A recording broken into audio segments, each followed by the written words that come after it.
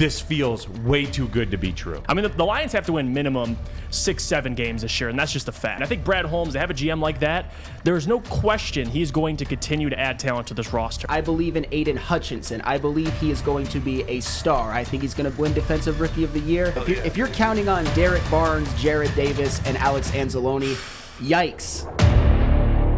The over-under for the Detroit Lions win total this year is 6.5.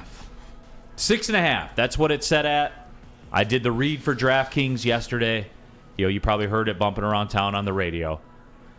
FanDuel Sportsbook. Also 6.5. Over or under Detroit Lions wins. If you go off the Sam Flannel model that calls for DeAndre Swift to lead the NFC in rushing, that calls for Aidan Hutchinson to have 12-plus sacks, and also be named Defensive Rookie of the Year for the National Football League. If you go off that model alone, that's more than 6.5 wins. Just those two guys. That's got to be like close to 10 If those wins. two guys get to that level, that you're over 6.5 wins, right? Yeah. Is that fair? Fair. Is this too good to be true? Like this, in my gut, this feels way too good to be true. In a way, yes. I'm going to tell you why it's pivotal, and I'm going to go over. And you got to look at a couple comparisons, too. And I'll bring up Jim Schwartz, a guy who in Detroit, and I know a lot of people have different opinions about Jim Schwartz, but what you can't deny is his first 3 seasons. Entered with the Detroit Lions 2-14. They got their quarterback 6-10 the following year. The next year, 10-6. After that is what got Jim Schwartz fired. The 4-12 and the 7-9 the years after. I think the first 3 years for Dan Campbell is extremely pivotal to allow Detroit Lions fans to completely buy in. I mean, the Lions have to win minimum 6-7 games this year, and that's just a fact. The over-under, yeah, you could say under, but let's just say he wins 5 games. That would put Dan Campbell at 8-25-1. As his coaching career for the Detroit Lions. You're entering Joe Judge territory at that point. So it's pivotal. Bottom line, I think Brad Holmes, they have a GM like that, there's no question he's going to continue to add talent to this roster. So he's out of the equation. Similar to Iserman, talent's going to be there. That's why you look at the head coach. This is a big year for Dan Campbell, and I think they will win more than 6.5. I think it's a necessity considering how easy their schedule is. What do they have? The top 5 easy schedule out of all the teams. I think they have the 5th easiest schedule coming up. So it's the perfect year to take the next step, and I think they'll do it. They have to. And you make it all make sense, right? The way you talk about it. But I just sit here the whole time you're making those points. I'm like, he's right. He's right. He's right. He's right. But then you stop talking, and I'm like, but something's wrong. Am I crazy here? Am I being paranoid, Spencer? No. It seems too good to be. It seems too easy. No, that's for sure. Vegas knows. Vegas always knows. And if they put him at 6.5, like I had him at 7 wins when I broke down their schedule, so I would probably ride the over. But man, it's tough. It's tough to assume. Like we're betting on rookies too. We're betting on Aidan Hutchinson panning out. We're betting on Jameson Williams coming back before Week 5. We're betting on Jared Goff being a guy that we saw when he took a team to a Super Bowl. So there are a lot of unknowns on this Lions team.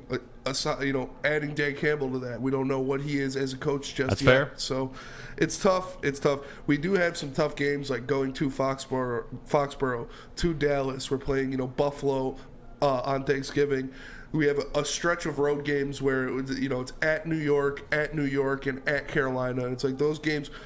It's hard to win games on the road in the NFL, and you're going to probably lose 2 of those 3 road games. But it's tough. It's tough. I got him at 7 wins, so I'll probably hit the over. Yeah, and look, Sam Flannel, you're the eternal optimist. We go to you because DeAndre Swift will win the NFC rushing title. Aidan Hutchinson will be the Rookie of the Year. He will have 12-plus sacks. So you got him penciled in for, 11 wins? I have him penciled in at 8 wins, actually. And honestly, yes, I do believe in their running game. I believe in DeAndre Swift. I believe in their offensive line. I believe in the weapons that Jared Goff will have at his disposal, like a DJ Chark, Amon-Ra St. Brown, Jameson Williams, TJ Hawkinson. Yeah, but see, here's the thing with that, and I'll do the devil's advocate thing.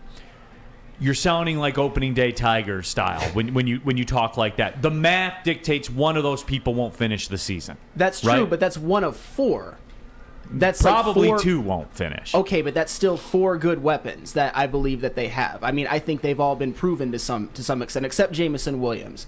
And on defense, I believe in Aidan Hutchinson. I believe he is going to be a star. I think he's going to win Defensive Rookie of the Year. And, of course, get 12 sacks. That's my prediction. Or at least get to the quarterback at a high clip. Yeah.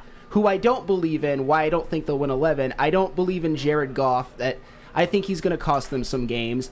I think Dan Campbell's situational coaching is going to cost them some games. And I think their defense is largely unproven, and their linebacker core is just not very good. I mean, you got guys like Derek Barnes in the linebacking core, unproven. Jeff Okudah, very unproven. And what he has shown has been a very poor rookie year and a devastating injury. And then on the line, Romeo Okwara, is he going to come back off an Achilles injury? Is Charles Harris, was that a blip, or is that what he's going to be?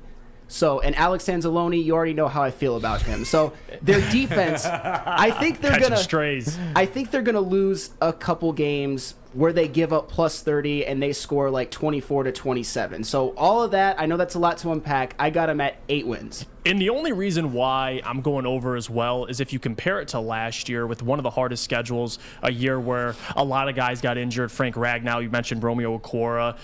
They struggled. And now you're adding a number 2 overall pick. I get Jameson Williams. I wouldn't even really count him because he'll be here midway through the season. He still has to get acclimated. So just with the roster itself, you have Jared Goff coming into now his second year with this offense. Now you have Ben Johnson, who's officially the OC. It's not Dan Campbell and Ben Johnson or Anthony Lynn for part of the season.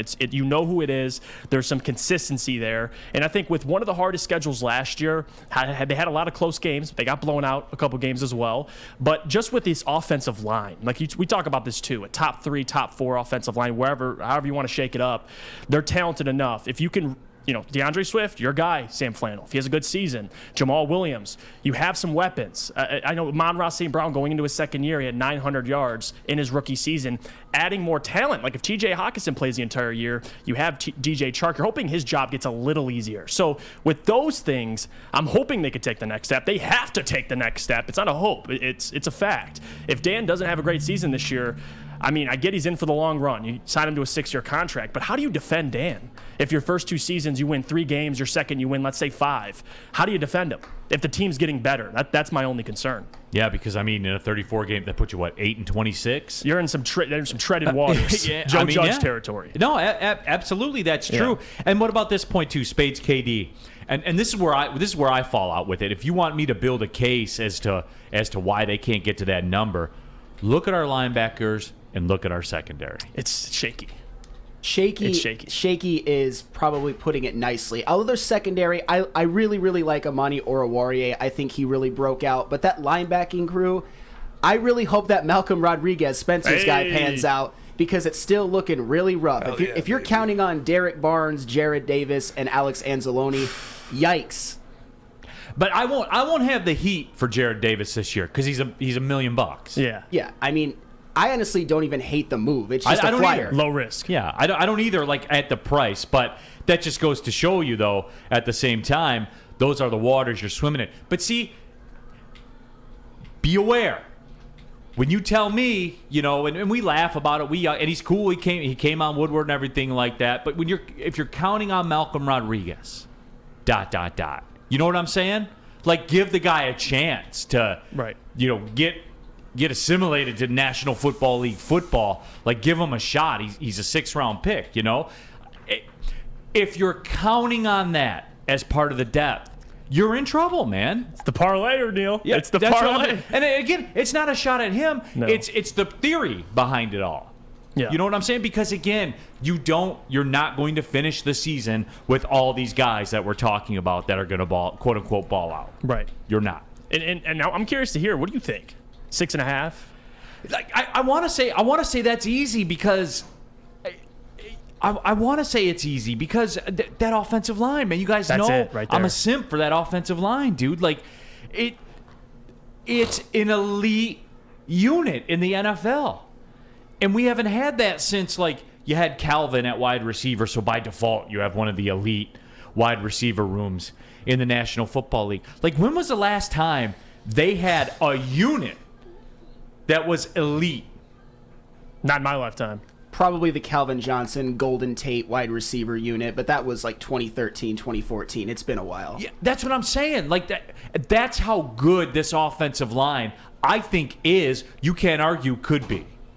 Mm-hmm. You know what I'm saying? Like, you can't argue that. Yeah, and that's the heart and soul of what they're going to do. Like, the offensive line is going to determine Jared Goff, the amount of time he has to throw, DeAndre Swift, your guy as well, the amount of time he'll have to throw to receivers. You're hoping guys can stay healthy, and that's really the big one that we have to watch out for, because injuries are inevitable in the NFL. That's not the question. It's how many injuries, how many guys get injured, because last year you saw it went down pretty quick. No, especially if you lose Ragnow. It did. I'm curious to see where the people are. Can we YouTube chat pull that one? Yeah. Lions 6.5 wins.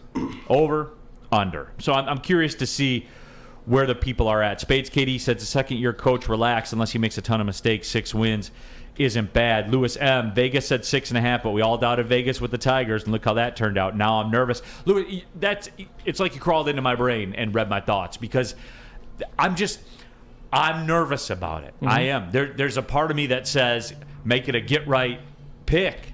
Just based on that offensive line, man.